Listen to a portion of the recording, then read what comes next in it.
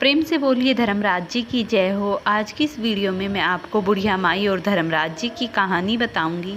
सुंदरपुर नामक नगर में एक बुढ़िया रहती थी और उसके 4 बेटे और 4 बहुएं थी जो बहुत ही संस्कारों से गुणवान। बुढ़िया माई नित्य प्रति उठकर धर्मराज जी की पूजा पाठ किया करती थी। उसके घर में सुख शांति धर्मनिष्ठा थी और वह भगवान में आस्था रखती थी। एक समय की बात है, बुढ़िया माई पड़ोसन के घर गई और उसने वहाँ पर धर्मराज जी का व्रत करते हुए देखा तो बुढ़िया माई ने कहा कि मैं भी धर्मराज जी का व्रत आपके साथ करूंगी और पूजा पाठ करूंगी।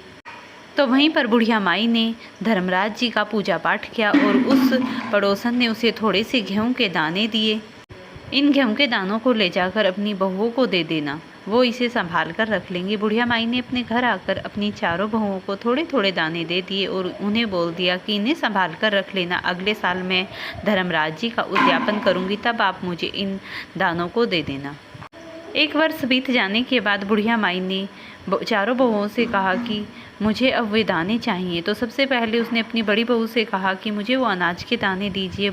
बड़ी बहू बोली कि माई मैं तो उन्हें रख कर भूल गई, पता नहीं कहाँ गए, मैं तो उन्हें रख कर भूल गई।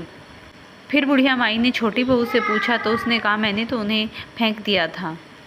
फिर बुढ़िया माई तीसरी बहू के पास गई तो उसने कहा मैंने तो अपने भैया को दे दिए थे, उसने तो इन्हें खेत में बो दिया है और उससे बहुत ही अनाज उत्पन्न हुआ। तब उसने अपने भाई को कहा तो उसका भाई बहुत से अनाज के बोरे लेकर आया और कहा कि उन दानों से तो मेरे घर में, मेरे खेतों में न जाने कितना अनाज उगा है। तीसरी बहू ने वे अनाज के दाने अपनी बुढ़िया को दिए तो सास ने उन्हें फेंक दिया कि इनका मेरा क्या काम। फिर बुढ़िया ने चौथी बहू के पास गई और चौथी बहू ने कहा माँ जी मैंने उन्हें संभाल कर अलमारी में रखे हुआ है।